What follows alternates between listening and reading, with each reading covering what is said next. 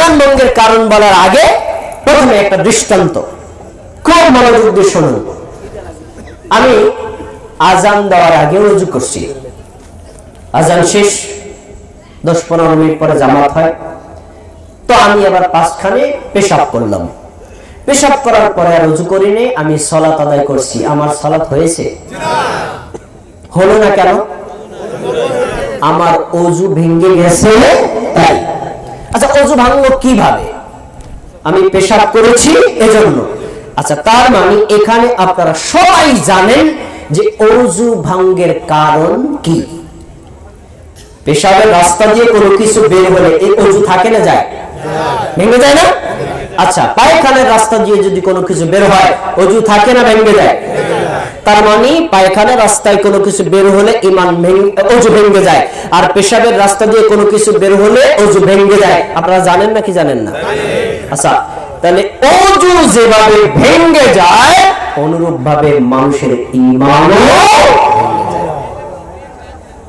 ওযু ভাঙার কারণ তো আমরা জানি। এবার সালাতের ভাঙার কারণ, আমি নামাজে দাঁড়াইছি, আল্লাহু আকবার, একটা মোবাইল আসছে, তো ইমরান ভাই আমাকে কল দিছে, তো আমি নামাজের মধ্যে এক হাত দিয়ে এটা ধরে এক হাতে বল, আসসালামু আলাইকুম ইমরান ভাই, আমি এই যে মালতকান্দি মসজিদে আছি, আমার সালাত আছে না গেছে?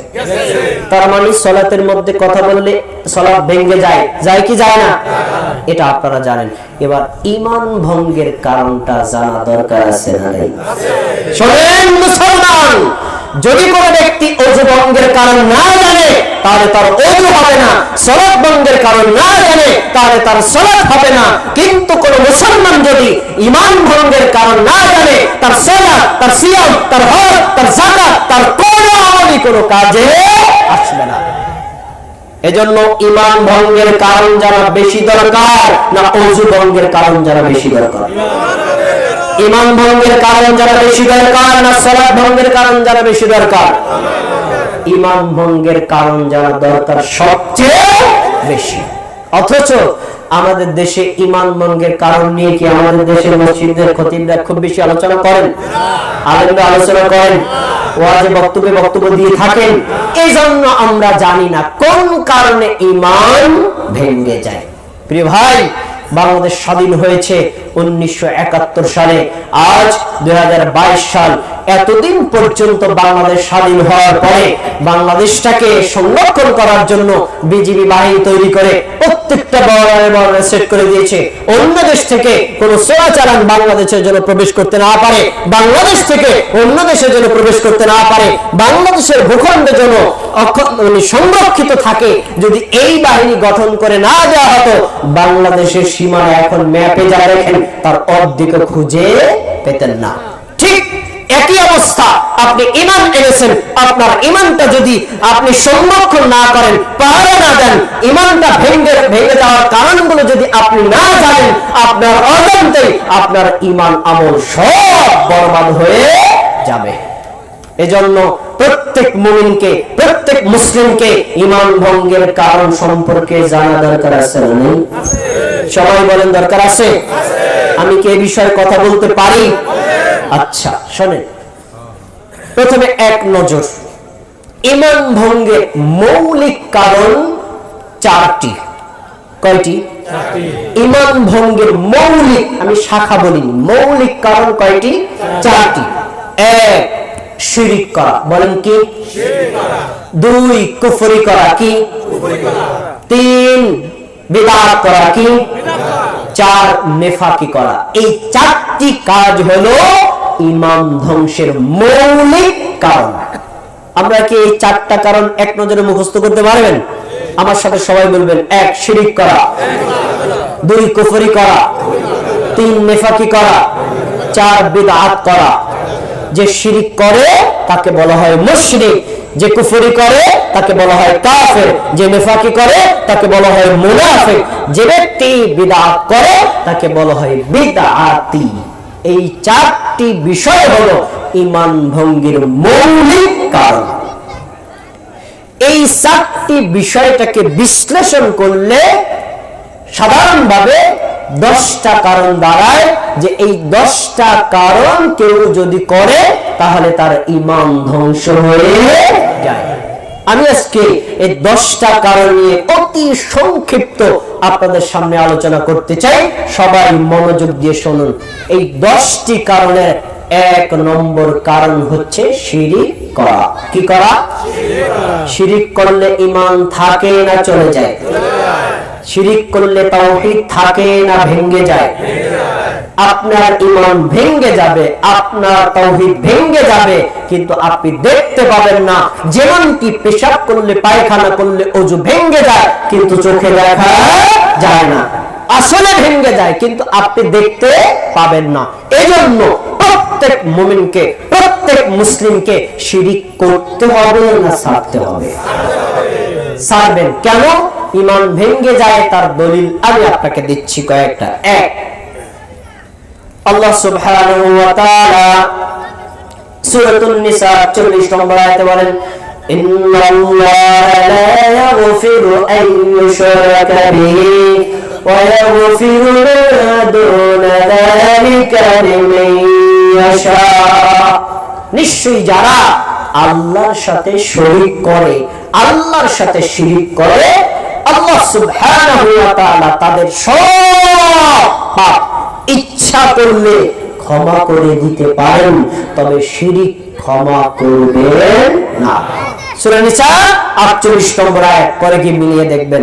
আয়াত থেকে স্পষ্ট প্রমাণিত হয় শিরিক ক্ষমার অযোগ্য অপরাধ। শিরিক করার পরে কোনো ব্যক্তি যদি তাওবা ব্যতীত মারা যায়, আল্লাহ তাকে কখনো ক্ষমা করবেন না।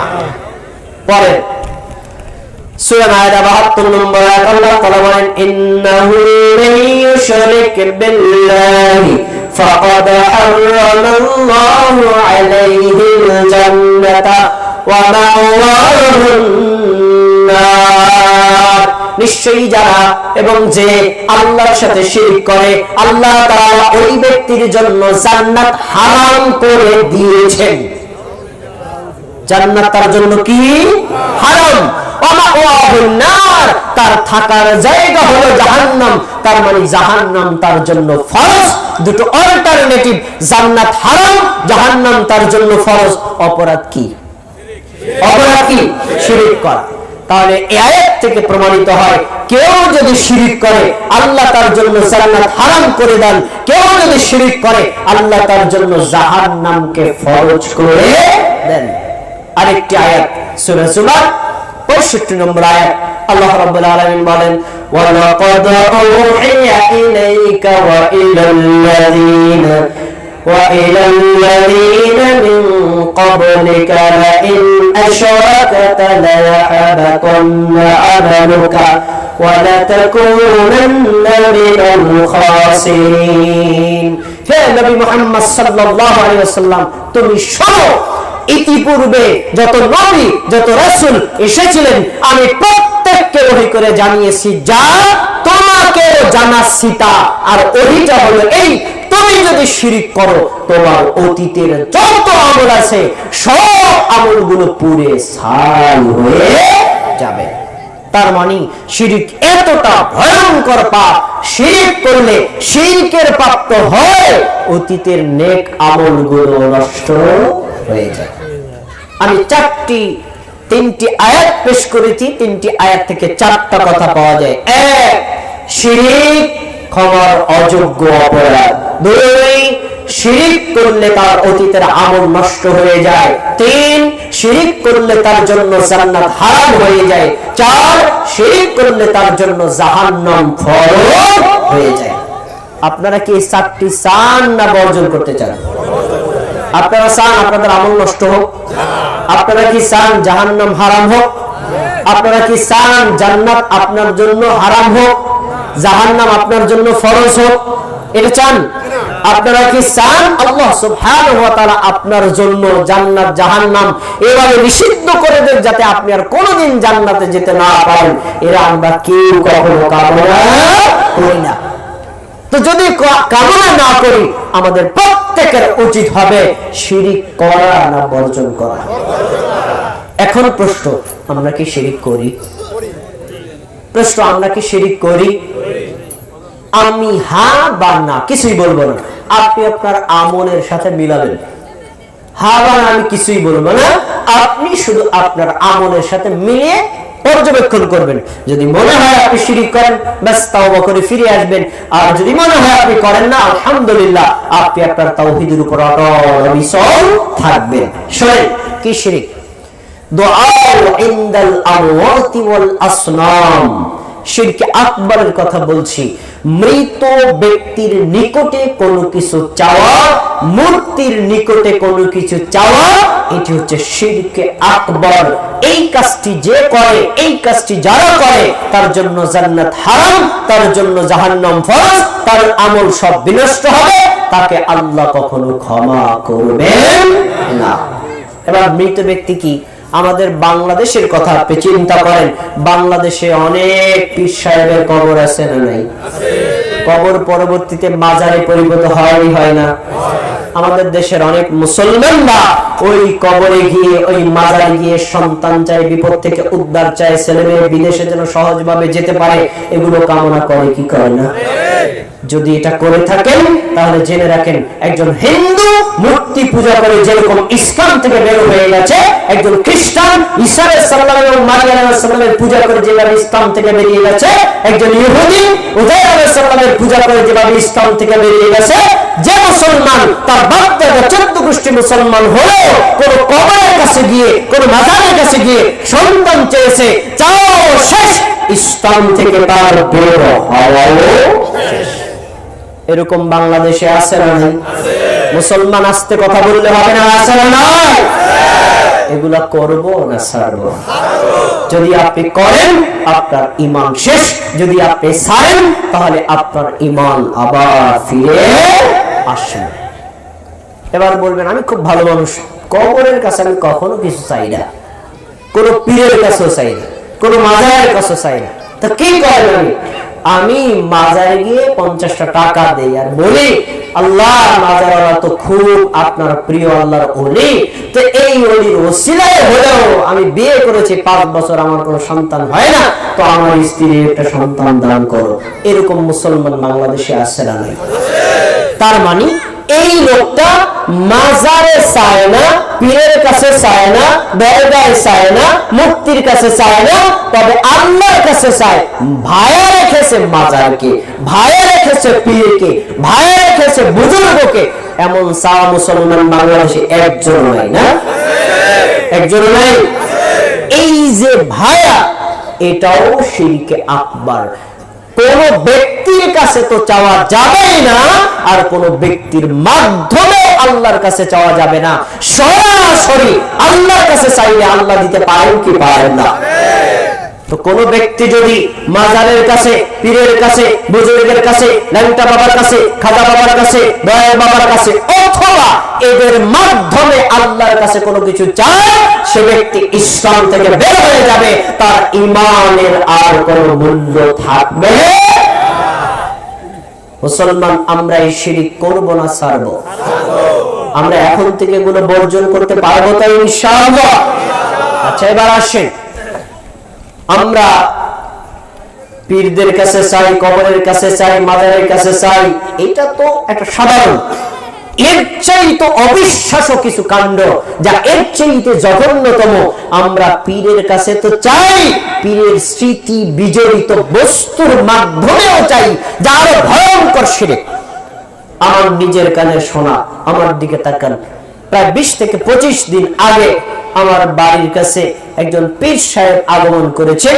এশার পরে মুসল্লিদের উদ্দেশ্যে আলোচনা করছেন, আমিও শ্রোতা হিসেবে শুনলাম। তো তিনি এক আলোচনার ফাঁকে বলছেন, সম্মানিত ভাইয়েরা, আমার দাদা পীর সাহেব আপনাদের এখানে আসতেন, আমার বাবা পীর সাহেব আপনাদের এখানে আসতেন, তো তারা তখন মারা গেছে, এখন আমি আসি। আমি শুনেছিলাম আমার দাদা হুজুরের একজোড়া সিরা স্যান্ডেল নাকি আপনাদের এখানে আছে, তো আপনারা কি স্যান্ডেলটাকে সম্মান করেন না? মুসল্লিরা সবাই বলল, হ্যাঁ করি। একজনে বললি, সম্মান করি মানে এই স্যান্ডেল কপালে নিয়ে চুমা খায় আর স্যান্ডেলের মাধ্যমে আল্লাহর কাছে বরকত চাই। আল্লাহর কসম, এর একটি মুসলমান হতে পারে না। এরকম বাংলাদেশে একজনও নেই, নাই? পীরের দরবারে কুমিরের কাছে চাই কি চায় না? পীরের দরবারে কবুতরের কাছে চাই কি চায় না? পীরের দরবারে গজার মাছের কাছে চাই কি চায় না? পীরের দরবারে পাথর আছে, পাথর পূজাও বাংলাদেশে করে এমন মুসলমান আছে না? এই কাজ যারা করে তারা অজ্ঞতাবশত করে। আমরা তাদের শত্রু নই, তারা আমাদের বন্ধু, আমরা তাদের বন্ধু। ভাই, আপনার পায়ে হাত রেখে বলি, আপনি তো জাহান্নামে চলে যাচ্ছেন। এই কাজ বর্জন করে এক আল্লাহর ইবাদত করেন, আপনার যাবতীয় প্রার্থনা পূরণ করবে কে? আমরা এই শিরক ছাড়বো না, করবো। এটা অনেক কথা, আরো যদি বলি বিস্তারিত বড় হয়ে যাবে। আমি এবার দ্বিতীয় যাই। 1 নম্বর কারণ হলো শিরক করা। শিরক করলে ঈমান বিনষ্ট হয়ে যায়, শিরক ছাড়লে ঈমান থাকে। আমরা ঈমান রাখবো না ছাড়বো? আল্লাহ আমাদের এই মালতকান্দি এলাকাবাসী সহ পুরো শরীয়তপুর জেলা আল্লাহ যেন শিরক মুক্ত করে দেয়, বলেন আমিন। 2 নম্বর, আল্লাহকে পাওয়ার জন্য মাধ্যম ধরা। আল্লাহকে পেতে মাধ্যম ধরা। ভায়াটা কেমন? আল্লাহ সুবহানাহু ওয়া তাআলা আমাদেরকে সৃষ্টি করেছেন, আমাদের উচিত আল্লাহর ইবাদত করা, কিন্তু আমরা ইবাদত না করে গুনার কাজ করেছি। করতে করতে করতে করতে পাপ করতে করতে আল্লাহ আমাদের উপরে এত রাগ হয়েছে, এখন আর আল্লাহর কাছে চাইলে আল্লাহ কিচ্ছু দেন না। তো ভাবলাম, আমি তো আল্লাহর অপ্রিয় মানুষ, একজন আল্লাহর ওলি আছেন যিনি সব সময় আল্লাহর ইবাদত করেন, আল্লাহর খুব প্রিয় মানুষ, আমি ওই ওলির মাধ্যমে আল্লাহর কাছে চাই, ওই ওলির মাধ্যমে আল্লাহর কাছে প্রার্থনা করি, ওই ওলির মাধ্যমে আল্লাহর কাছে তওবা করি। এমন ভায়া মাধ্যম ধরা, এটা ঈমান ভঙ্গের একটা কারণ। বাংলাদেশে আছে না? বাংলাদেশ প্রসঙ্গে কথাটা মাথায় রাখেন। এবার আমরা অতীত ইতিহাসে ফিরে যাই। রাসূল সাল্লাল্লাহু আলাইহি ওয়াসাল্লামের চাচা আবু তালেব আল্লাহকে বিশ্বাস করতো না অবিশ্বাস করতো? বিশ্বাস করতো। কারণ আবু তালেবের ছোট ভাইয়ের নাম ছিল আব্দুল্লাহ, রাসূলের বাবা। আব্দুল্লাহ মানে আল্লাহর বান্দা। কোন লোক যদি আল্লাহকে বিশ্বাস না করে, তার ছেলের নাম আব্দুল্লাহ রাখে? আপনাদের কারো সন্তানের নাম আব্দুল ভগবান আছে? কেন আপনারা ভগবানে বিশ্বাস করেন না তাই রাখেন না? আব্দুল্লাহ নাম আছে না অনেকে? আব্দুর রহমান নাম আছে না নাই? তার মানে আমরা রহমানকে বিশ্বাস করি, এজন্য সন্তানের নাম রাখি আব্দুর রহমান। আমরা আল্লাহকে বিশ্বাস করি, এজন্য নাম রাখি আব্দুল্লাহ। তার মানে বোঝা যায় রাসূলের জামানায় যত কাফের, যত মুশরিক, যত বেঈমান, তারা আল্লাহকে বিশ্বাস করত, এজন্যই তাদের সন্তানের নাম রাখতো কি? আব্দুল্লাহ।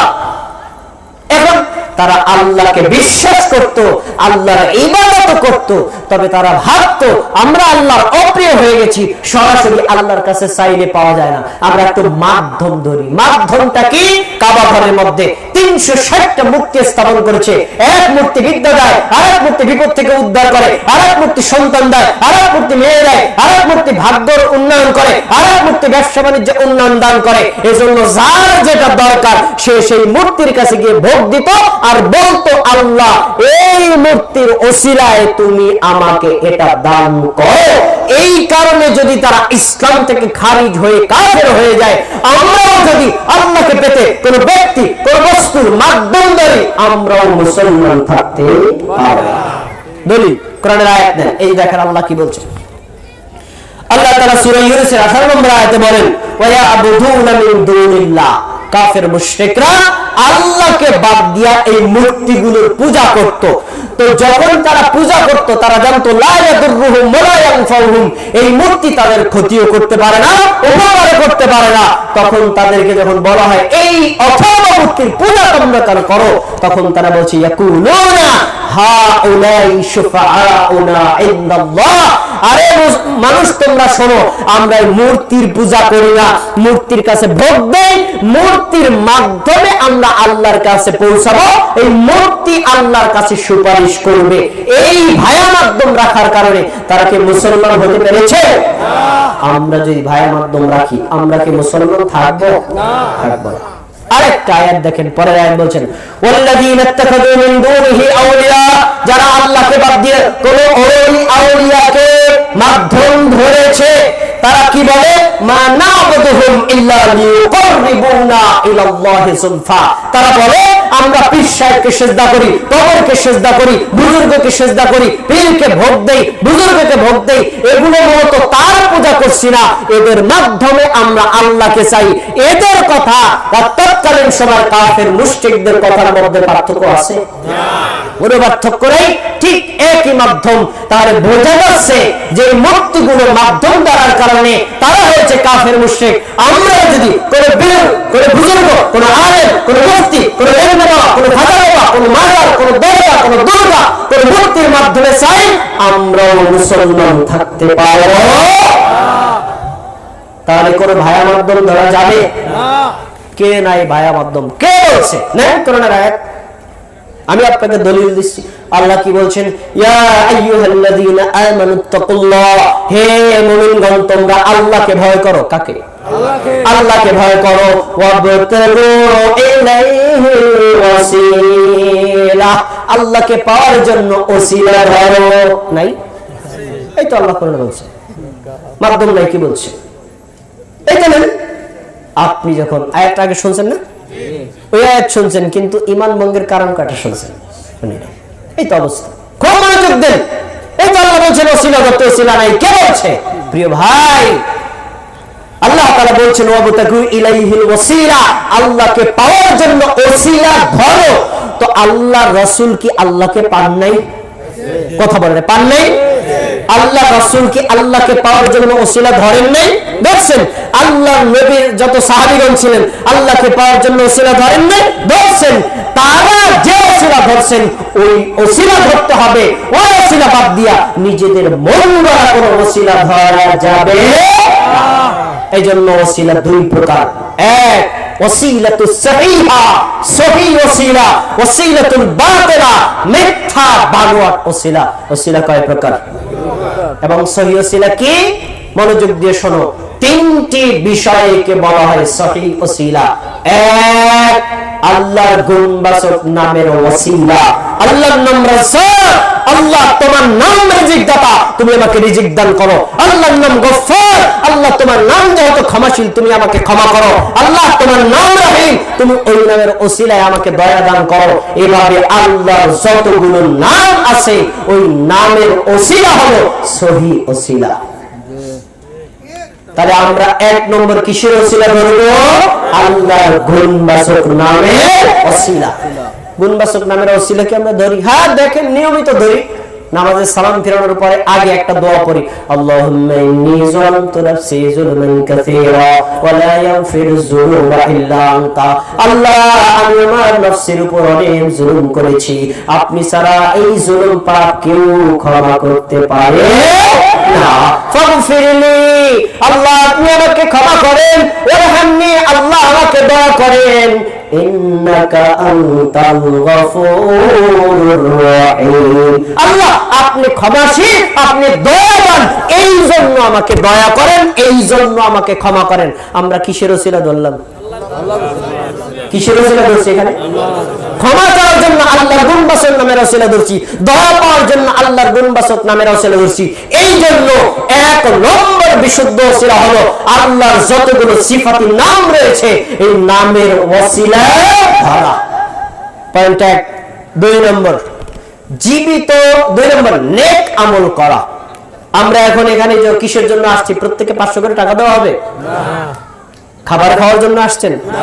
যদিও আপনাদের খাবারে খাওয়ার চাহিদায় কেউ আসেন নাই নিশ্চিত, তবে মাহফিল প্যান্ডেলের পক্ষ থেকে, কর্তৃপক্ষের পক্ষ থেকে আপনারা এত দূর থেকে মেহমানরা আসবেন, এই জন্য প্রত্যেকের জন্য খাবার তৈরি করেছেন। আপনারা না খেয়ে চলে যাবেন?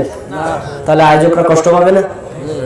তাহলে আপনারা সবাই খাবার নিয়ে যাবেন। যে কথা বলতে চাইলাম, আপনারা খাবারের জন্য আসেন নাই, কিন্তু তারা প্রস্তুত করেছেন। কেন বললাম যে আপনারা এখানে আসলেন শুধু আল্লাহর জন্য, কোরআনের কথা, হাদিসের কথা, ইসলামের কথা, ঈমানের কথা শোনার জন্য। আপনারা কি গুনাহ করতে আসছেন না নেকের জন্য আসছেন? এটা একটা নেক আমল। আপনি যদি পারেন, আল্লাহ আমি এই মাহফিলে এসেছি শুধু আপনার সন্তুষ্টির জন্য, শুধু আপনার সন্তুষ্টির জন্য, আল্লাহ আমি যদি এই কাজটা আপনার জন্য করি, দয়া করে আমার দোয়াকে কবুল করে নিন। এটা হলো নেক আমলের ওসিলা, এটা হলো বিশুদ্ধ ওসিলা। আপনি সালাত আদায় করলেন, আল্লাহ সালাতের ওসিলায় আমার দোয়া কবুল করেন। আপনি সিয়াম পালন করলেন, আল্লাহ আমার সিয়ামের ওসিলায় আমার দোয়া কবুল করেন। আপনি দান করলেন, বললেন আল্লাহ আমার এই দানের ওসিলায় আমার দোয়া কবুল করেন। তাহলে যত ধরনের নেক আমল রয়েছে, এই নেক আমল হলো বিশুদ্ধ ওসিলা। দুইটা গেল। 3 নম্বর, জীবিত ব্যক্তিদের দোয়ার ওসিলা। কিসের? পয়েন্টটা ভালো করে বুঝতে হবে, জীবিত ব্যক্তিদের দোয়ার ওসিলা। আমি এখানে আসলাম, মাহফিলের আজকে সভাপতি বা প্রধান অতিথি বললেন আমি অসুস্থ, আমার জন্য দোয়া করবেন। তখন আমি দোয়া করলাম, আল্লাহ মাহফিলে যিনি অতিথি তিনি অসুস্থ, আল্লাহ তুমি তাকে সুস্থ করে দাও। আল্লাহ যদি আমার দোয়া কবুল করেন, আল্লাহ তাকে সুস্থ করতে পারেন। বলেন তো আমি তাকে সুস্থ করলাম না কে করলো? মাধ্যমটা কি? আমার দোয়া। মাধ্যমটা কি?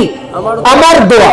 এভাবে জীবিত ব্যক্তিদের কাছে দোয়া চাওয়া যায়, ওই দোয়া আল্লাহ কবুল করলে সেই দোয়ার ওসিলায় আপনার যে কোনো চাহিদা আল্লাহ পূরণ করতে পারেন। তাহলে 3টি সহি ওসিলা পেলাম। 1 আল্লাহর গুণবাচক নাম, 2 নেক আমল, 3 জীবিত ব্যক্তিদের দোয়া। এই 3টি ব্যতীত আমরা মাজার, দুর্গা, দরগা, খাজা বাবা, ল্যাংটা বাবা, পীর বাবা যত কিছু বানাইছি, এগুলো একটা আল্লাহর দরবারে বিশুদ্ধ কোন ওসিলা নাই, ওরা বাতিল ওসিলা, এগুলো গ্রহণ করা যাবে না। প্রিয় ভাইরা, এখন প্রশ্ন, আল্লাহকে পাওয়ার জন্য ডাইরেক্ট কি আল্লাহকে পাওয়া যায়? রাসূল সাল্লাল্লাহু আলাইহি সাল্লামের শুধুমাত্র একটা জিনিস লাগে আল্লাহকে পেতে, তা হলো রাসূলের সুন্নতি তরিকা। কেউ যদি আল্লাহ রাসূলের সুন্নতি তরিকা অনুযায়ী ইবাদত করে, সে ব্যক্তি প্রশান্ত মহাসাগরের মাঝখানে হেরেনা দ্বীপের মধ্যে থাকে, ওখানে একটা প্রাণীও না থাকে, আল্লাহর কোন মাধ্যম সে নাও ধরে, আল্লাহর ইবাদত আল্লাহ কবুল করবেন কি করবেন না? তাহলে বোঝা যায় আল্লাহর কাছে সন্তুষ্ট পেতে হলে রাসূলের তরিকা ব্যতীত আর কোনো কিছু দরকার হয় না। আজকে থেকে আমরা যত ভায়া মাধ্যম আগে ধরেছি, ছাড়বো না ধরবো? 3 নম্বর, কাফের মুসলিমকে মানে কাফের আর মুশরিক যারা আছে তাদেরকে অমুসলিম বিশ্বাস না করা, মোস্ট ইম্পর্টেন্ট পয়েন্ট। যেমন ইহুদি, খ্রিস্টান, বৌদ্ধ, হিন্দু, নাস্তিকদেরকে আমরা সবাই কাফির মনে করি, কিন্তু যারা ইহুদি, যারা খ্রিস্টান, যারা বৌদ্ধ, যারা হিন্দু, আমরা এদেরকে মনে করি ওরাও মুসলমান। এরকম অনেকে মনে করে, না করেন। আমি যদি প্রমাণ করে দিতে পারি, নাম বললে আপনি কষ্ট পাবেন, আমার বক্তব্যের অভ্যাস নেই কোন ব্যক্তি বা দলকে নাম বলে বলা। এই বাংলাদেশে হাজারো পীর রয়েছে, তার কাছে মুরিদ হতে গেলে অমুসলিমরা কয় তোমার মুসলমান হওয়ার দরকার নেই, আমি তোমাকে যে ওয়াজিফা দিচ্ছি এই ওয়াজিফা করো, তাহলেই তোমার জন্য জান্নাতের ফয়সালা হয়ে যাবে। অথচ রাসূলের কাছে কোন অমুসলিম আসলে আগে ওয়াজিফা দিতেন না মুসলমান বানাতেন। তার মানে এই পীরদের আকীদা হচ্ছে ইসলাম, জান্নাতে যাওয়ার জন্য ইসলাম গ্রহণ করার দরকার নেই, শুধু ওনার ওয়াজিফা জপলেই জান্নাত। এরকম অনেক রয়েছে। তাহলে বোঝা যাচ্ছে যারা এই সকল অমুসলিমদেরকে মুসলিম বলে বিশ্বাস করে তাদের ঈমান আছে না গেছে? মনে রাখবেন, মুসলমানকে বেঈমান মনে করা ঈমান ভঙ্গের কারণ। আবার এর বিপরীত কোন কাফেরকে মুমিন মনে করা এটাও ঈমান ভঙ্গের কারণ। আমি মুসলমান, আপনি যদি বলেন আমাকে কাফের, আপনি আপনার ঈমান নষ্ট হয়ে আপনি কাফের হয়ে যাবেন। আমি যদি কাফের হই, আপনি যদি আমাকে মুমিন বলেন, তাহলে আপনার ঈমান নষ্ট হয়ে যাবে। পয়েন্ট গুরুত্বপূর্ণ। এজন্য সারা বাংলাদেশ যেখানে আছে হিন্দু, বৌদ্ধ, খ্রিস্টান, অগ্নিপূজো, ইহুদি, যত জাত আছে, মুসলমান বাদ দিয়ে একজনও কোনদিন মুসলমান হতে পারে না। কেউ মুসলমান নয়, সবাইকে অমুসলিম বলে বিশ্বাস করা ফরজ। কি বলছেন আল্লাহ তাআলা দেখেন, আল্লাহ সুবহানাহু ওয়া তাআলা বলেন, মা কানা লিল মুশরিকিনা আইয়ামুলু মাসাজিদাল্লাহ। আল্লাহর ঘর মসজিদ সমূহ আবাদ করতে পারবে না তারা কারা? যারা মুশরিকিনা, আল্লাহর সাথে শিরক করেছে। অপরাধ কি? শিরক। শাহিদিনা আলা আনফুসিহিম বিল কুফর, তারা নিজেদের উপর কুফরের সাক্ষ্য প্রদান করেছে। কুফরের সাক্ষ্যটা কি? আল্লাহ বলেছেন লা ইলাহা ইল্লাল্লাহ, আল্লাহ ব্যতীত সত্য কোনো ইলাহ নেই, অথচ তারা আল্লাহকে বাদ দিয়ে বিভিন্ন মাধ্যম ধরে সেগুলোকে ইলাহ বানিয়ে তারা পূজা করছে, যা আল্লাহর সাথে কুফরি করা।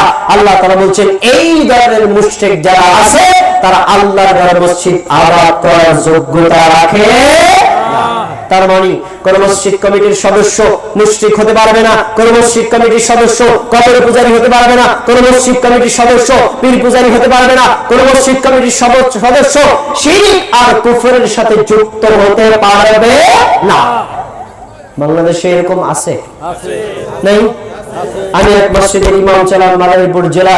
আমার মসজিদের সভাপতি যিনি ছিলেন তিনি এবার পার্শ্ববর্তী মাজারের সভাপতি। তার মানে তিনি তাওহীদের সভাপতি, শিরকেরও সভাপতি, দুইটা সভাপতি। এরকম বাংলাদেশে আছে না নেই? যেই মসজিদের ইমাম, যেই মসজিদের মুয়াজ্জিন, যেই মসজিদের মুসল্লি, যেই মসজিদের কমিটির সদস্য, যেই মসজিদের সভাপতি, যেই মসজিদের সেক্রেটারি শিরকের সাথে জড়িত, সেই মসজিদ থেকে তাওহীদের বাণী প্রচার করা কি সম্ভব? না, সম্ভব না। বাংলাদেশের অধিকাংশ মসজিদের সাথে তাকিয়ে দেখেন, মসজিদ সংশ্লিষ্ট যারা ব্যক্তি রয়েছেন তারা আল্লাহকে ভয় করে না, শিরক বর্জন করে না, বেদাত বর্জন করে না। এজন্য বাংলাদেশের মুসলমানরা শিরক বেদাত কি চেনেও না, চিনতে পারেন। এজন্য মসজিদ কমিটির সদস্য শিরকের সাথে সংশ্লিষ্ট থাকতে পারবেন না। প্রিয় ভাইরা, কেন? উলাইকা হাবিতাত আমালুহুম, যারা শিরকের সাথে জড়িত আল্লাহ তাদের সব আমলগুলো বিনষ্ট করে দিয়েছেন। তা আমলগুলো বিনষ্ট কি মুসলমানের হয় না মুসলমানের হয়? আরেকটা আয়াত সূরা বাইয়িনার 6 নম্বর আয়াত, আল্লাহ কি বলছেন? ইন্নাল্লাযীনা কাফারু মিন আহলিল কিতাবি ওয়াল মুশরিকিনা ফী নারি জাহান্নাম খালিদিনা, নিশ্চয়ই মুশরিকদের মধ্য থেকে, আহলে কিতাব ইহুদি খ্রিস্টানদের মধ্য থেকে যারা কুফর করেছে তারা জাহান্নামে চিরস্থায়ীভাবে থাকবে। আর উলাইকা হুম শাররুল বারিয়া, তারা হচ্ছে এই পৃথিবীর সবচেয়ে নিকৃষ্ট সৃষ্টি। বলেন নাউযুবিল্লাহ। প্রিয় ভাই, তাহলে আমরা বুঝতে পারলাম শিরক করলে মুসলমান থাকে না মুসলমান থেকে বের হয়ে যায়, শিরক করলে ঈমান থাকে না ঈমান ভেঙে যায়। এই জন্য যারা শিরক করবে তাদের কখনো মুমিন মনে করা যাবে না, যারা কাফের মুশরিক তাদেরকে মুমিন মনে করা যাবে না।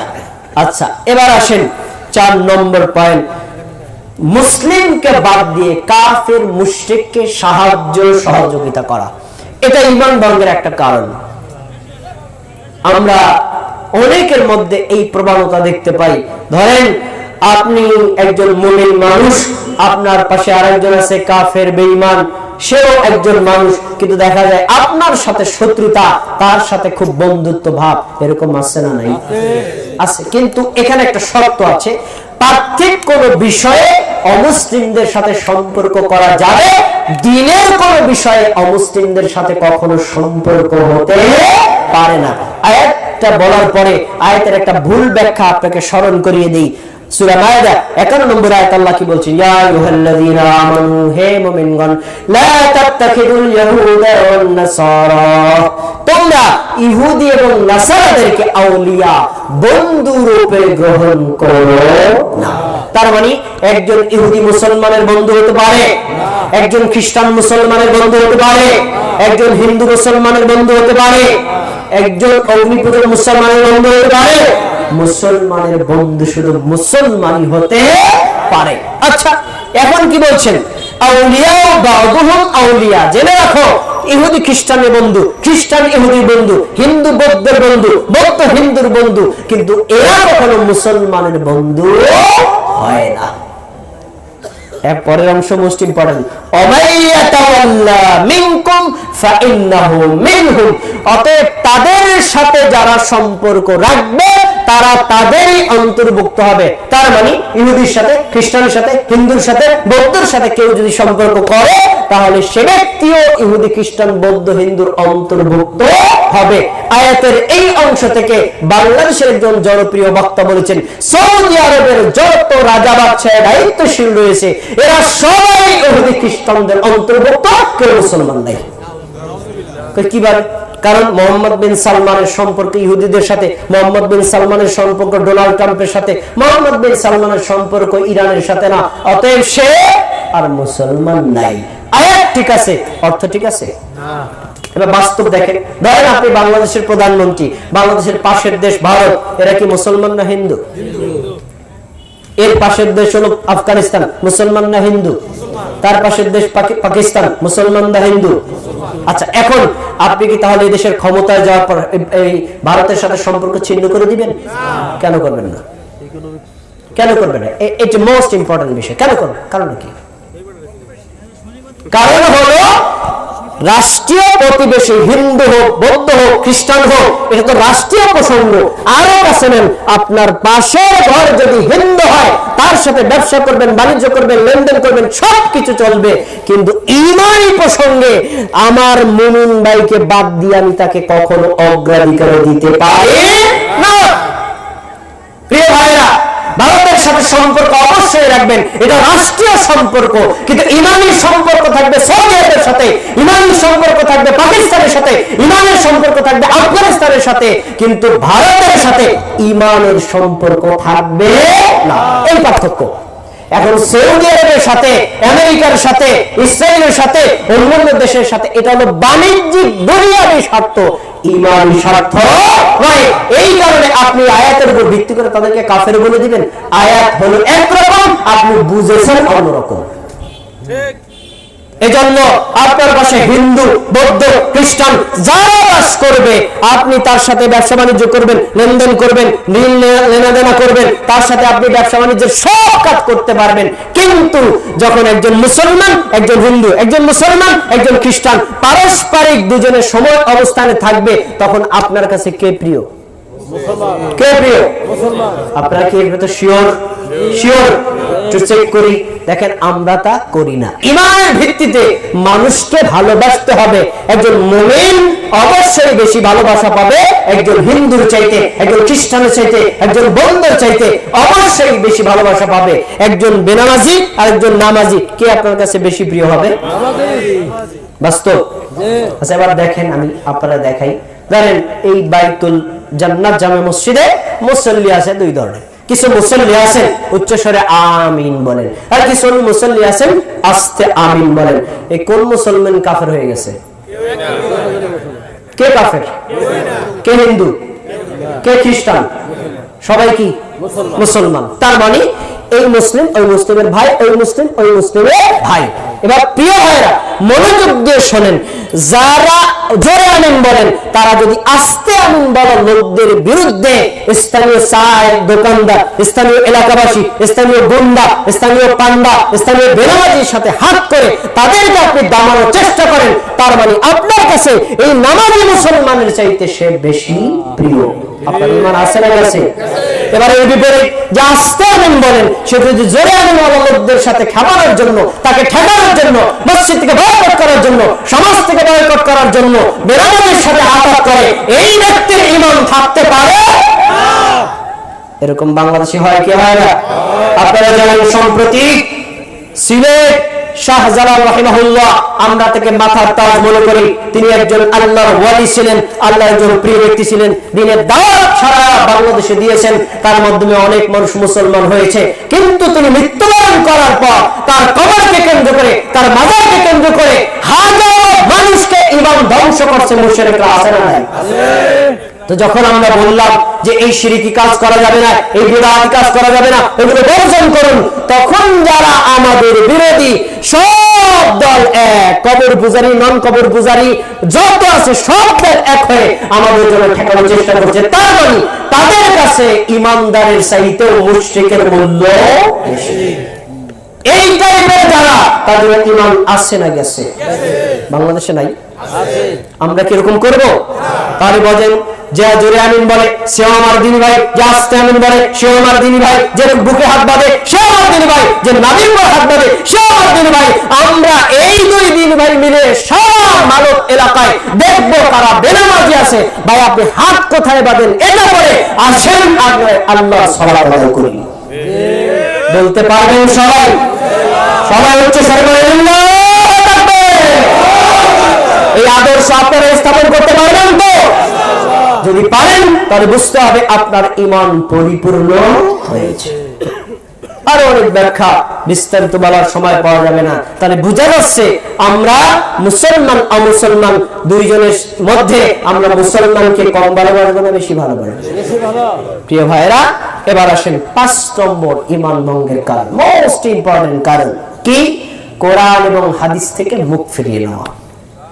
কোরআন হাদিস পায়, জানে, শোনে, কিন্তু মানে না। এরকম আছে না? নাই, বাংলাদেশে নাই।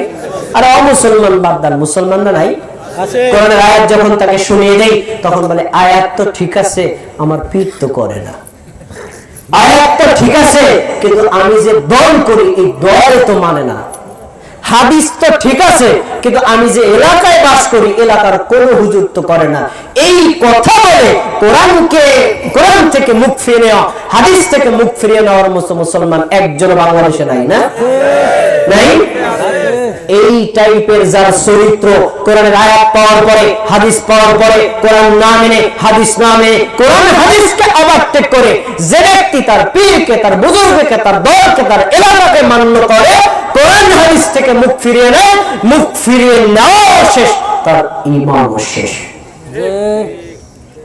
এরকম বাংলাদেশের লোক নাই? ভাই সাধারণ লোক আছে, অনেক আলেম আমি পেয়েছি এরকম, তাদের ঈমান ভঙ্গের কারণ আছে। তাদের সামনে আল্লাহর বাণী কোরআন দেখিয়ে দিল, তারা মানতে চায় না। তাদের সামনে রাসূলের হাদিস পড়িয়ে শোনালে তারপরে মানতে চায় না। এরকম বাংলাদেশে আছে না নাই? আমরা কি এরকম করব? এই কোরআন কার বাণী? হাদিস কার বাণী? হাদিস হলো রাসূলের বাণী, কোরআন আল্লাহর বাণী। কোরআন আল্লাহ তাআলার দেওয়া সংবিধান, এই সংবিধানের ব্যাখ্যা হলো রাসূলের হাদিস করেছেন। অতএব কোরআন যেমন মান্য করা ফরজ, হাদিসও মান্য করা ফরজ। কোরআন এবং হাদিস হলো ইসলামের জীবনের মূল সংবিধান।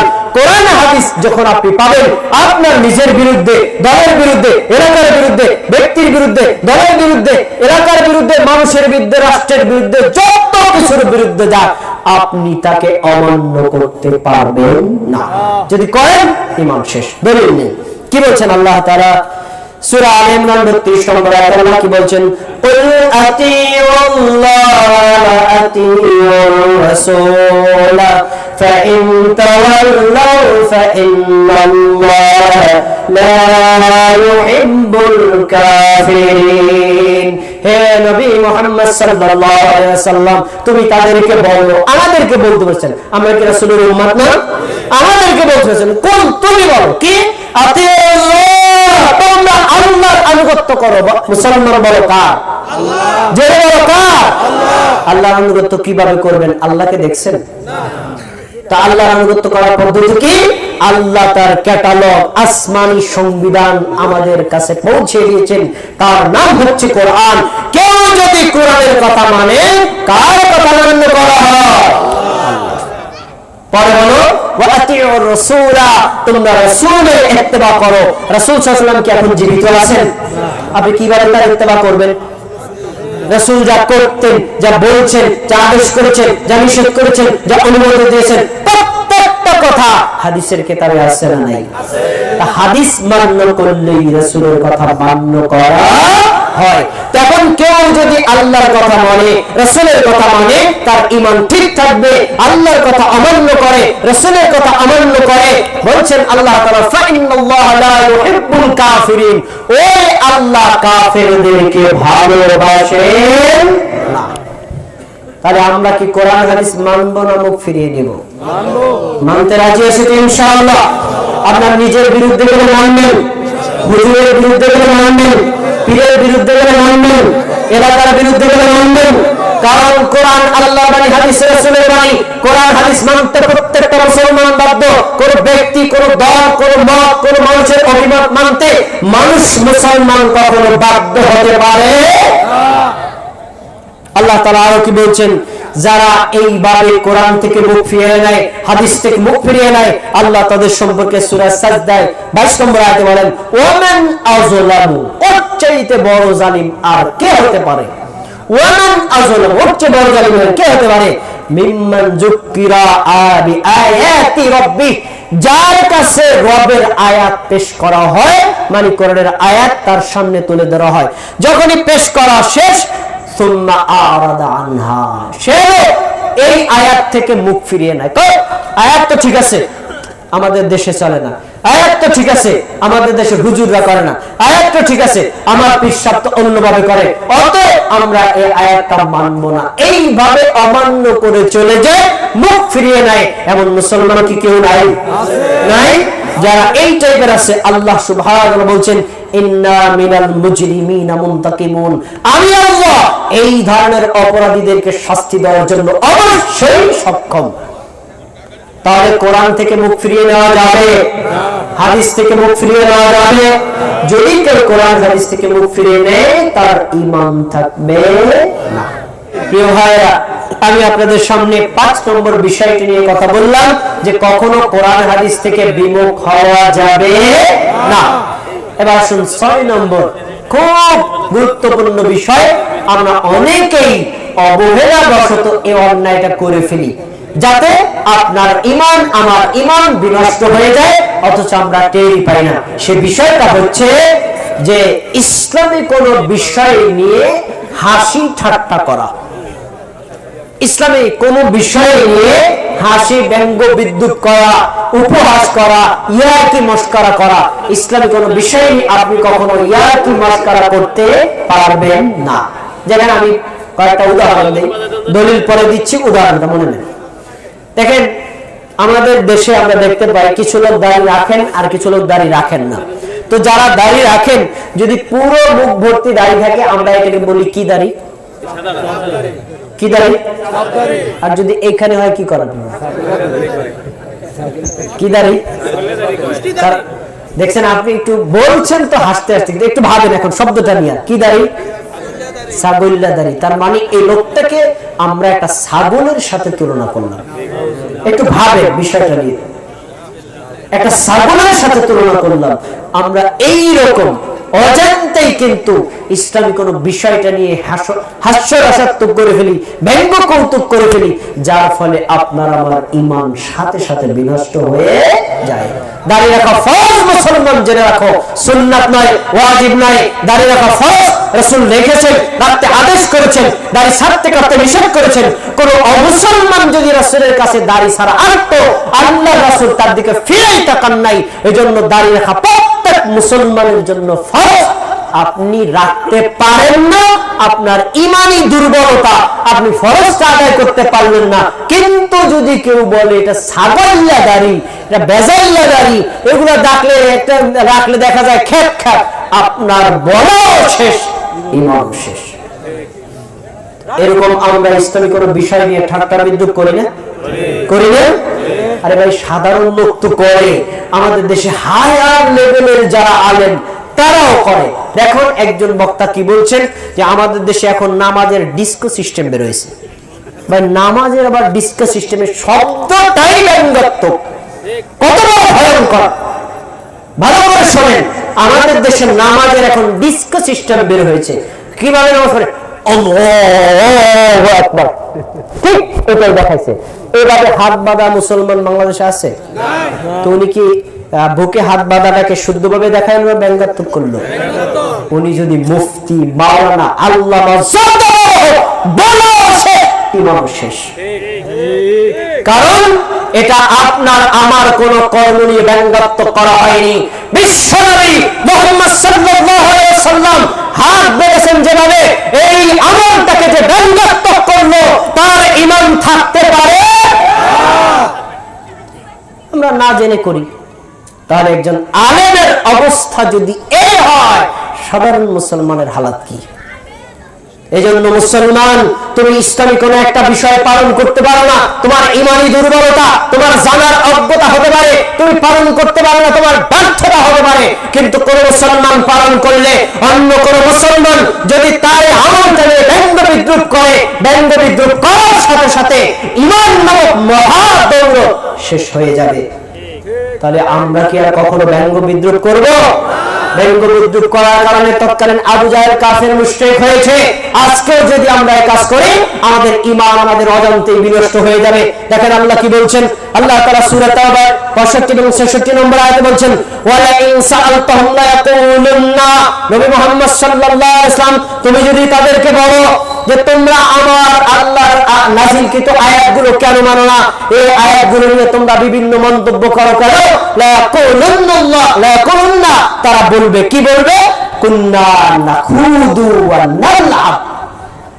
তারা বলে আসলে আল্লাহর আয়াতগুলি আমরা একটু ফাইজলামি করি, তোমার এই কথাগুলো নিয়ে আমরা ইয়ারকি ফাইজলামি করি। এই কথা বলতো কারা? তৎকালীন কাফের মুশরিকরা। তো যারা এই কথা বলতো, আল্লাহ রাব্বুল আলামিন আমাদের নবীকে কি বলছেন শোনেন। নবী তুমি বলো, তাদেরকে বলো, যারা ইসলামী কোনো বিষয় নিয়ে ব্যঙ্গ বিদ্রুপ করে, কোন তুমি তাদেরকে বলো, আবিল্লাহি ওয়া আয়াতিহি ওয়া বিরাসূলিহি কুনতুম তাস্তাহজিউন।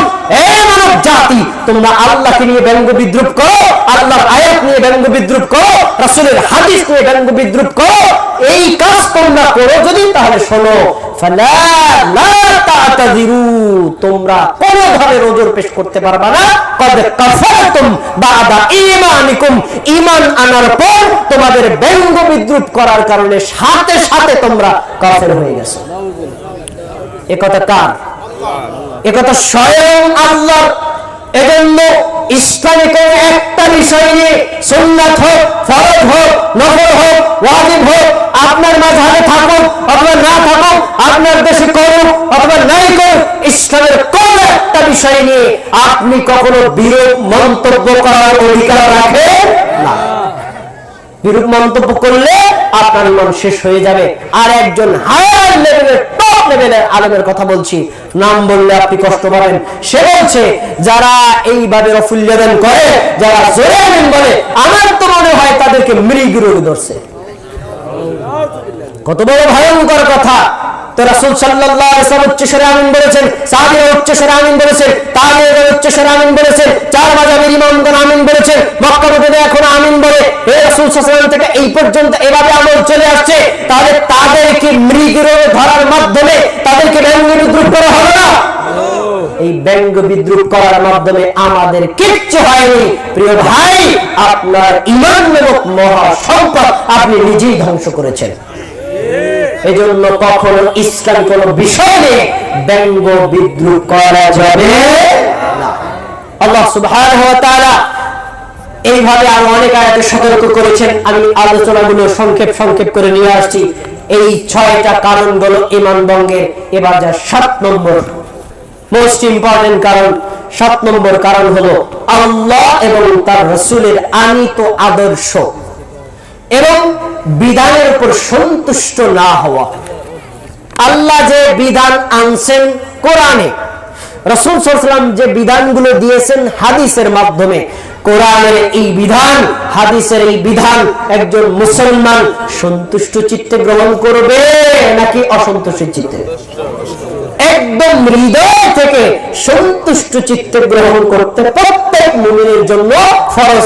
যদি করে আলহামদুলিল্লাহ ভালো, যদি সে অসন্তুষ্ট হয়, এটাকে সে মনে করে তার উপর চাপিয়ে দেওয়া হয়েছে, কষ্ট করে মনে করে, সেটাকে অপছন্দ করে, তাহলে সেই ব্যক্তির ঈমান থাকবে না। দলিল সূরা নিসা 115 নম্বর আয়াত। আল্লাহ কি বলছেন? ওয়া মান ইউশাকিকির রাসূলা মিন বাদি মা তাবায়্যানা লাহুল হুদা। হেদায়েত স্পষ্ট হওয়ার পরেও, দলিল স্পষ্টভাবে পাওয়ার পরেও যেই ব্যক্তি আল্লাহর রাসূলের বিরোধিতা করল, কার বিরোধিতা?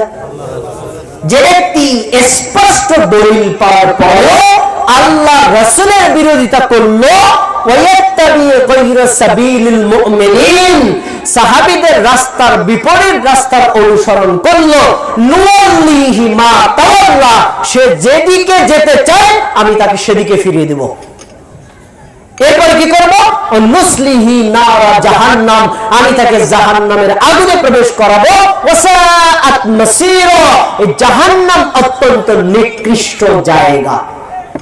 আয়াতটা বুঝে থাকলে আমার দিকে কথা বলেন। যে ব্যক্তি আল্লাহ রাসূলের বিরোধিতা করে তার পরিণতি কি জান্নাত না জাহান্নাম? যে ব্যক্তি আল্লাহ রাসূলের বিরোধিতা করে সে ব্যক্তিকে জাহান্নামে প্রবেশ করাবেন কে? আল্লাহ। আচ্ছা, আপনাদের মধ্যে এমন কোন ব্যক্তি আছেন রাসূলের বিরোধিতা করেন? কেউ আছেন? না, কেউ নেই। রাসূলের বিরোধিতা করতে পারেন না। কারণ কি? রাসূল এখন আপনার সামনে উপস্থিত নাই। যদি উপস্থিতিকে বলতে নেয় তোমরা এই কাজটা করো, না করলে অমান্য করা হতো, বিরোধিতা করা হতো। কিন্তু রাসূল সাল্লাল্লাহু আলাইহি ওয়াসাল্লাম এখন জীবিত নাই। তিনি জীবিত থাকতে কিছু আদেশ করেছেন, জীবিত থাকতে কিছু নিষেধ করেছেন, জীবিত থাকতে কিছু কাজের অনুমোদন দিয়েছেন।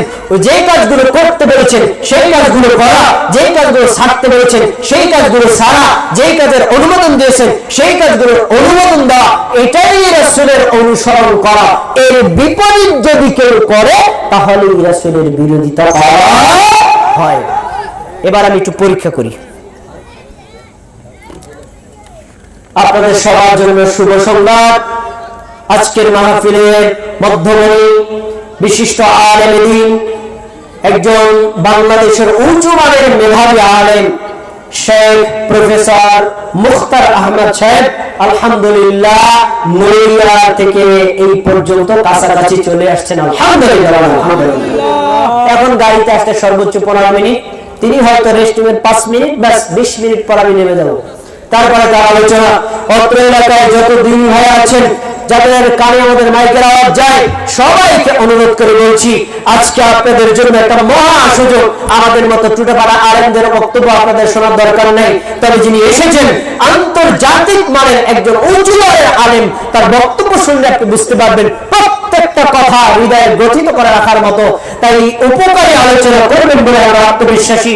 সবাইকে অনুরোধ করছি, তিনি আসার পূর্বেই আপনারা সকলে আমাদের মাহফিলে উপস্থিত হয়ে যান। আল্লাহ সবাইকে আসার তৌফিক দেন। সবাই বলেন আমিন। আলোচনা সবাই শেষ করে যাবো তো ইনশাআল্লাহ। যদি আগে চলে যান তাহলে মেহমানরা যে খাবার তৈরি করেছেন এগুলো খাবেন কে? এজন্য দয়া করে আপনারা কেউ যাবেন না।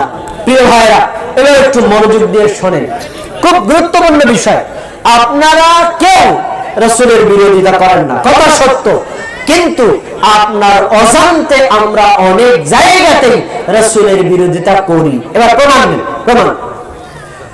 রাসূলুল্লাহ সাল্লাল্লাহু আলাইহি ওয়াসাল্লাম বলেছেন, ইযা জাআ আহাদুকুমুল মাসজিদা ফালিয়ারকা রাকাতাইন ক্বাবলা আন ইয়াজলিস। তোমাদের মধ্যে কেউ যখন আল্লাহর ঘর মসজিদে আসে, সে যেন বসার আগে 2 রাকাত নামাজ পড়ে। বসার আগে কি করে? সবাই কথা শোনেন নাই, বসার আগে কি করে? তা মসজিদে বসার আগে 2 রাকাত নামাজ পড়তে হবে, এটা আমার কথা না? কার কথা? রাসূলের কথা। আপনারা কি সবাই পড়েন না আগে বসেন? আগে বসা মানুষ নাই? আচ্ছা, যে লোকটা নামাজ না পড়ে আগে বসে গেল, সে কি রাসূলের হাদিস মানলো না অমান্য করলো? অমান্য করছে না? আচ্ছা, আমরা তার ওজরটা গ্রহণ করি কেন? সে জানে না তাই। এবার তার কাছে যাই। প্রিয় ভাই, মসজিদে আসার পর আগে বসতে হয় না, আগে 2 রাকাত নামাজ পড়তে হয়, তারপরে বসতে হয়। কয় আমাদের দেশের হুজুররা তো করে না, কই আমাদের দেশের আলেমরা তো করে না। কই তুমি মেয়ে বেশি জানো? আমাদের মসজিদের ইমাম সাহেব জুমার দিন লাল বাতি জ্বালায়, দেখো লাল বাতি জ্বলাকালীন কোনো নামাজই পড়া যাবে না। আছে না নাই? জোরে বলেন, জোরে বলেন, আছে না নাই? যেই ইমাম, যেই মুক্তাদি, যেই মুয়াজ্জিন, যেই মসজিদের কমিটি মসজিদের মধ্যে লাল বাতি জ্বালায়া আল্লাহর ঘর মসজিদে আল্লাহকে সিজদা দিতে বারণ করে, আল্লাহর কসম সে ব্যক্তি রাসূলের বিরুদ্ধে অবস্থান নিল। তার ঈমান থাকতে পারে না, কিন্তু আমরা তাকে ডাইরেক্ট কাফের বলবো না। অলরেডি আল্লাহ এবং আল্লাহর রাসূলের কাতারে কাফের হয়ে গেছে। আমরা তাকে কাফের বলবো না, কারণ আমরা তাকে কাফের বলতে চাই না, সে মুসলমান, তার অজ্ঞতাটাকে আমরা গ্রহণ করি। কিন্তু ধরে দেওয়ার পরেও যে মানে না, সে ব্যক্তি কি আর ওজর থাকতে পারে না? প্রিয় ভাইরা, একটা হাদিস, যে কোনো সময় মসজিদে ঢুকবেন, আগে বসবেন না আগে 2 রাকাত নামাজ পড়বেন? আগে 2 রাকাত নামাজ পড়বেন। এবার ভাইরা, ঠিক আছে আমরা অন্য সময় ঢুকলে 2 রাকাত নামাজ পড়বো, তো যেদিন জুমার দিন বয়ান করে সেদিন কি করব? সেদিন কি করব? রাসূল সাল্লাল্লাহু আলাইহি ওয়াসাল্লামের হাদিস স্পেশাল। আল্লাহ রাসূল সাল্লাল্লাহু আলাইহি ওয়াসাল্লাম খুতবা দিচ্ছেন, এমন অবস্থায় এক ব্যক্তি, তার নাম হচ্ছে সুলাইক আল গাতফানি, তিনি মসজিদে প্রবেশ করে বসে গেলেন। তিনি চিন্তা করলেন, সব সাহাবী আল্লাহ রাসূলের বক্তব্য বসে বসে শুনছে, আমি যদি দাঁড়িয়ে নামাজ পড়ি মসজিদের আদবের খেলাফ হবে। তিনি কি করলেন? বসে গেলেন। আল্লাহর রাসূল এই দৃশ্য দেখে তার খুতবা বন্ধ করে বলছেন, ইয়া সুলাইক, আসসালাম, সুলাইক তুমি কি নামাজ পড়ছো? বলল, না আমি পড়িনি। রাসূল বললেন, দাঁড়াও, দাঁড়াও, ফাসাল্লি রাকাতাইন, 2 রাকাত সালাত আদায় করো, সুন্নাত তাজাওয়াজ ফীহিমা, এই সালাত 2 রাকাত সংক্ষেপে আদায় করে তারপরে খুতবা শোনো। তো রাসূলের হাদিস থেকে কি পাওয়া গেল? ইমাম যদি বক্তব্য দেয়, ইমাম যদি বয়ান করে, ইমাম যদি খুতবা দেয়, আমি কি আগে বয়ান শুনবো না দূরে কাজ করবো? দূরে কাজ করবেন কার কথা? আমি বলছি এই জন্য কার কথা? এখন যে হুজুর বলে মিয়া বসেন নামাজের সময় দেওয়া হবে, সে হুজুর কি রাসূলের হাদিস মানছে না অমান্য করছে? এবার তাকে তার রুমে গিয়ে বলেন, হুজুর এই যে সহিহ বুখারীতে কিতাবুল জুমার মধ্যে হাদিসটা আছে, কয় মেয়ে হাদিস আমরা জানি, কি হয়েছে তাই? হাদিসের অনেক ব্যাখ্যা বিশ্লেষণ আছে, এই বোঝার তোমার যোগ্যতা নেই, যা কই তাই শোনো। এই কথা বলার কারণে সে রাসূলের কথা মানছে না অমান্য করছে? তার নাম হযরত মাওলানা মুফতি হতে পারে, সে আল্লাহর দরবারে ইসলাম থেকে খারিজ হয়ে যাবে রাসূলের বিরোধিতা করার কারণে। এরকম মুসলমান বাংলাদেশে একজনও নেই। তাহলে বোঝা যায় কোন মুসলমান আল্লাহ রাসূলের কোন আদেশের বিরোধিতা করতে পারে না। মিয়া তুমি পারলে ভালো কথা, আমি মানে আমাকে বিরোধিতা করার তুমি কে? আরো জান আল্লাহ সুবহানাহু ওয়া তাআলা বলেন, ওয়াল্লাযীনা কাফারু ফাতাসান লাহুম, যারা কুফরি করে তাদের জন্য ধ্বংস, আর ওয়াআদাল্লাহ আমালহুম, আল্লাহ তাদের আমলগুলো বিনষ্ট করে দিবেন। ফাযালিকা বিআন্নাহুম কারিহু মা আনসালাল্লাহ ফাআহবাতা আমালহুম, অপরাধ কি? আল্লাহ যা নাযিল করেছেন তা পছন্দ হয় নাই, রাসূল যা বললেন হাদিস তার পছন্দ হয় নাই। এই অপছন্দ করার কারণে, নিজের মন মস্তিষ্ক প্রসূত হাদিস বিরোধী সিদ্ধান্ত দেওয়ার কারণে আল্লাহ ওই ব্যক্তির আমলগুলো বাতিল করে দিবেন। প্রিয় ভাইরা, এভাবে হাদিস অমান্য করার মতো প্রবণতা আমাদের দেশে নাই?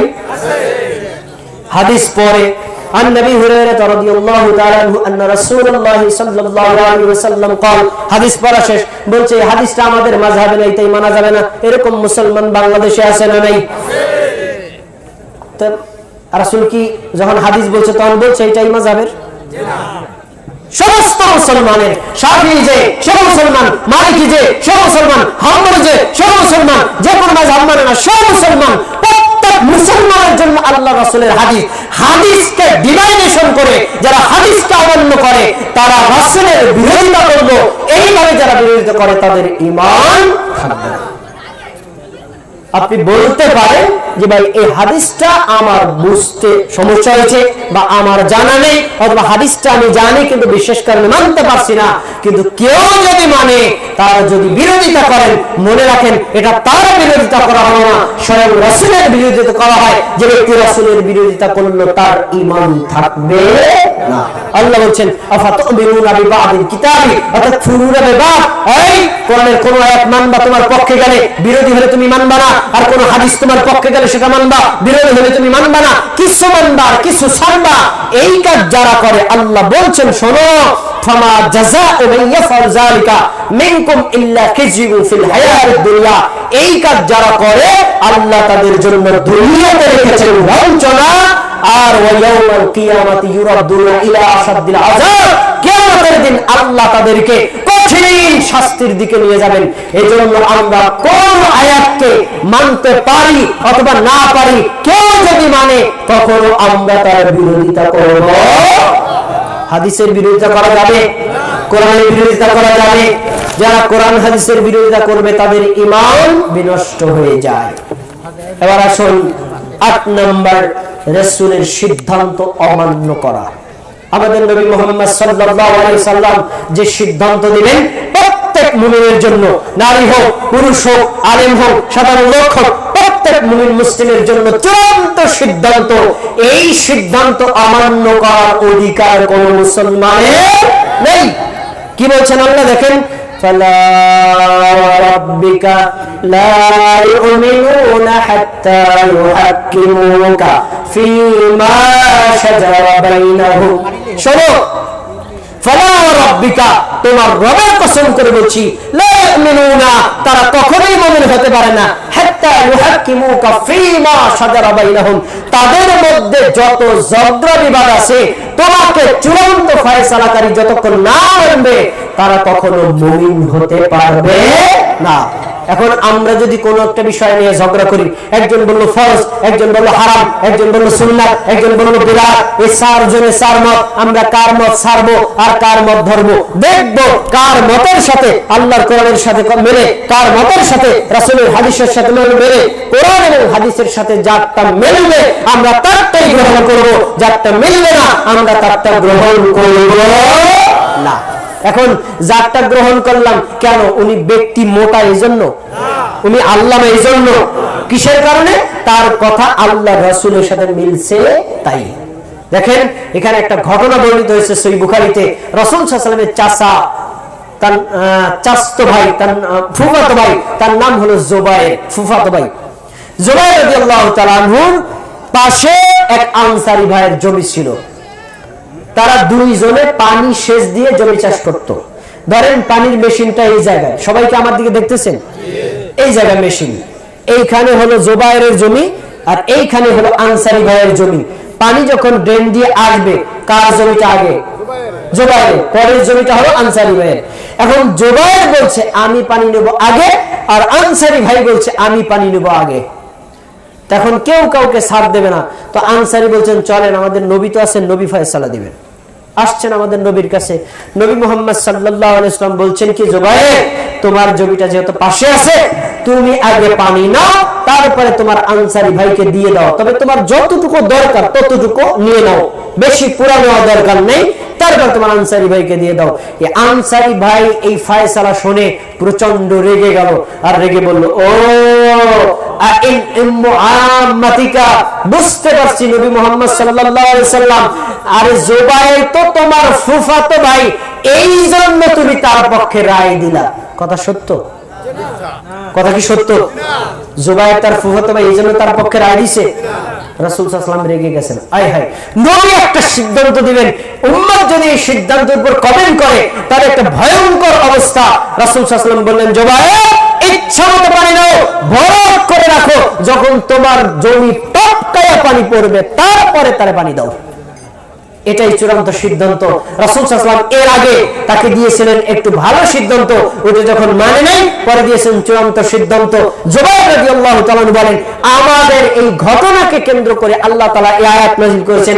আয়াতটা হলো কি, ফালা রাব্বিকা লা ইউমিনুনা হাত্তা ইউহাক্কিমুকা ফীমা শাজারা বাইনাহুম। হে মুমিনগণ তোমরা শোনো, যতক্ষণ পর্যন্ত আল্লাহ রাসূলের সিদ্ধান্ত তোমরা মেনে না নিবা ততক্ষণ পর্যন্ত তোমরা মুমিন হতে পারো নাই। দেখি আপনারা কি রাসূলের সিদ্ধান্ত মানতে চান? মানবেন? একটা ট্রাই করে দেখি। আচ্ছা দেখেন, রাসূল সাল্লাল্লাহু আলাইহি ওয়াসাল্লামের নিয়ম ছিল ইকামত শেষ মুসল্লিদের দিকে ফিরতেন। আমাদের দেশের ইমামরা কি করে, ইকামতের আগেই কিবলার দিকে, ইকামতের পরে মুসল্লিকে কিয়ামত হয়ে গেল দেখার সময় তার এরকম নাই না? আছে। এই ইমামের শিক্ষা নেওয়া দরকার। সকল ইমামের ইমাম কি করতেন? সকল ইমামের ইমাম কে ছিলেন? কে? সেই রাসূলের আমল শুনেন। ইলা উকিমাতিস সালাত, যখন ইকামত শেষ হয়ে যেত ফাআকবালা আলাইনা বিওয়াজহিহি, আল্লাহর নবী আমাদের দিকে ফিরতেন। ফিরে কি বলতেন? আকিমু সুফুফাকুম, তোমরা তোমাদের কাতার সোজা করো, ওয়াতারাসু, মাঝখানের ফাঁকাটা বন্ধ করে দাও। অনেক বর্ণনা আছে, আমি সংক্ষেপ করছি। মাঝখানের ফাঁকা বন্ধ করে দাও কেন? যে ফাঁকাটা থাকে ওখানে শয়তান প্রবেশ করে ছাগলের বাচ্চার মতো। সবাইকে আমার হাদিসটা শুনছেন তো? এখন রাসূল সাল্লাল্লাহু আলাইহি ওয়াসাল্লামের আদেশ শোনার পর সাহাবী বর্ণনাকারী দুইজন সাহাবীর বর্ণনা, নোমান ইবনে বশীর, আনাস বিন মালিক, দুইজন বলছেন রাসূলের হাদিস শোনার পরে আমি ডানে তাকালাম বামে তাকালাম, দেখলাম ইউলজিকু মিন্না কাবাহু বিকাবিসারিহি ওয়া কদামহু বিকাবিসারিহি ওয়া মানকিবাহু বিমানকিবিসারিহি। আমি ডানে তাকালাম বামে তাকালাম, দেখলাম প্রত্যেক মুসল্লি পাশের ব্যক্তির কাঁধের সাথে কাঁধ, পায়ের সাথে পা মিলিয়ে দাঁড়িয়েছে। আরো বর্ণনা, টাকনুর সাথে টাকনু মিলিয়ে দাঁড়িয়েছে।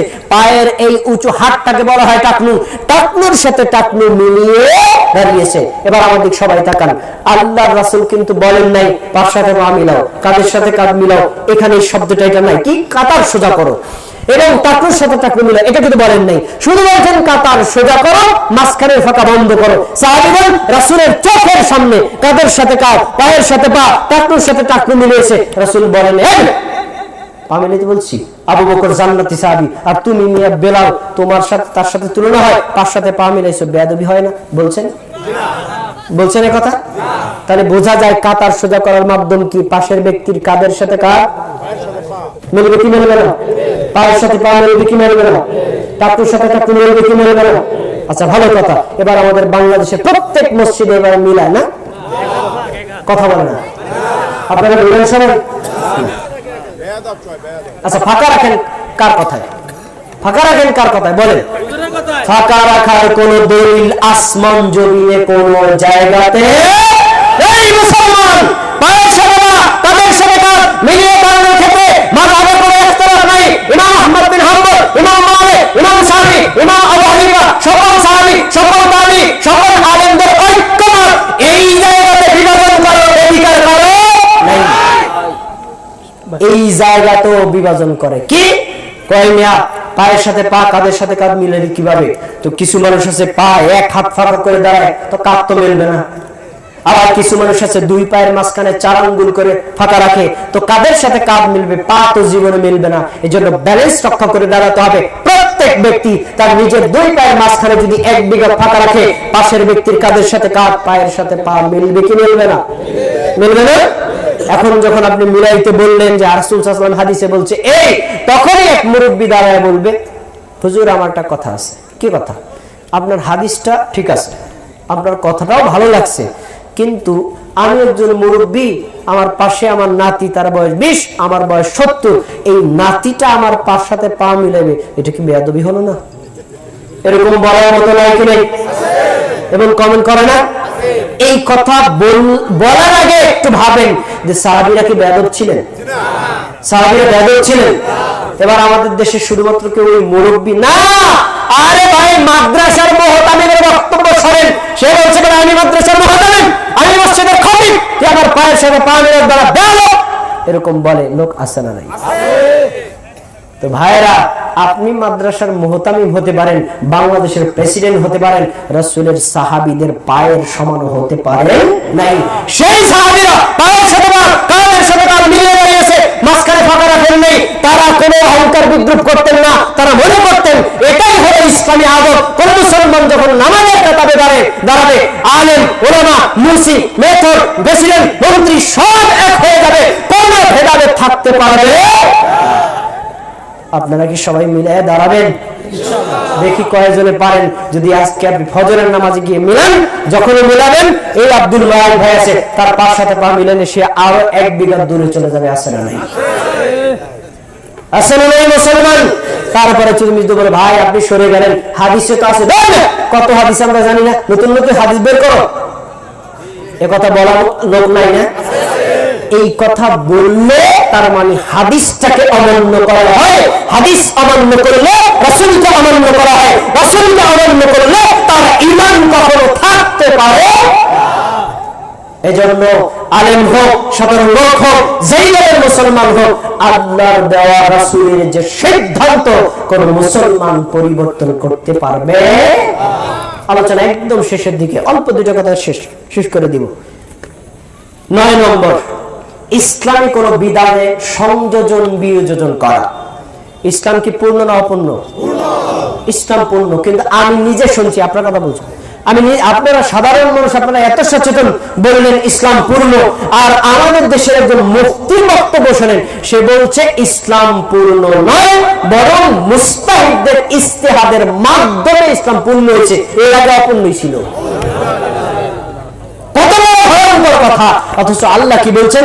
আল ইয়াউমা আকমালতু লাকুম দীনাকুম ওয়া আতমামতু আলাইকুম নি'মাতি ওয়া রাদিতু লাকুমুল ইসলাম দীনা। মুহাম্মদ সাল্লাল্লাহু আলাইহি ওয়াসাল্লাম বিদায় হজ্জের ভাষণ শেষ করলেন। এরপরে আল্লাহর নিকট আল্লাহর পক্ষ থেকে আয়াত নাযিল হলে আমাদের নবীকে জানিয়ে দিলেন, হে নবী, পৃথিবীর মানুষদেরকে জানিয়ে দেন, আজকে আমি আমার দ্বীন পরিপূর্ণ করে দিলাম। সুবহানাল্লাহ। তাহলে কি ইসলাম কি পূর্ণ না অপূর্ণ? তাই পূর্ণ। আমার কাছে একটা গ্লাস আছে, গ্লাসের পানি যদি পূর্ণ থাকে আরো পানি দেন, ভালো হবে? আর যে পানি আছে তার থেকে কমালে কি ভালো হবে? যেভাবে আছে সেভাবে রাখলে ঠিক থাকবে। Islam complete, Islam is the complete code of life. Islam মুমিনের জীবনে একটা কমপ্লিট জীবন ব্যবস্থা। কমানোর কোনো সুযোগ, বাড়ানোর কোনো সুযোগ কোনো মুসলমানের নাই। ইসলামের কোনো একটা বিষয় যদি কমায় এটা হয় বিদআত, যদি বাড়ায় এটাও হয় বিদআত, কোনো যদি পরিবর্তন করে এটাও হয় বিদআত। কোনো মুসলমান যদি মনে করে যে ইসলাম পূর্ণ না, এটাকে আমি একটু পূর্ণ করে দিলাম, সে ব্যক্তির আর ঈমান থাকতে পারে। তাহলে আমরা ইসলামকে পূর্ণাঙ্গ বিশ্বাস করব না অপূর্ণাঙ্গ? পূর্ণাঙ্গ। প্রিয় ভাই, বিস্তারিত কথা বললে অনেক দূরে চলে যায়। এবার আসুন 10 নম্বর কারণ হলো জাদু করা। জাদু করা বাংলাদেশে কম, কিন্তু আছে তো, আছে না? জাদু করা ঈমান ভঙ্গের একটা মৌলিক কারণ। 10টা কারণের 10 নম্বর কারণটা বলতেছি, জাদু করা। এজন্য কোন মুমিন, কোন মুসলমান কখনো কাউকে জাদু করতে পারে না। জাদু দুইটা ধরনের। একটা হচ্ছে যেই জাদুতে তন্ত্র মন্ত্র থাকে, কুফরি বাক্য থাকে, মানুষকে ক্ষতি করা হয়, মানুষকে মেরে ফেলা হয়। আছে না এরকম বান মেরে মানুষকে মেরে ফেলে? আছে না এরকম মানুষের ক্ষতি করে, মানুষের সেন্সলেস করে দেয়? এরকম আছে নাকি নাই? আছে। এই টাইপের কাজগুলো যারা করে তাদের এই কাজটা হলো সিহর, মানে জাদু। এই জাদু করলে সে ব্যক্তির ঈমান থাকে না।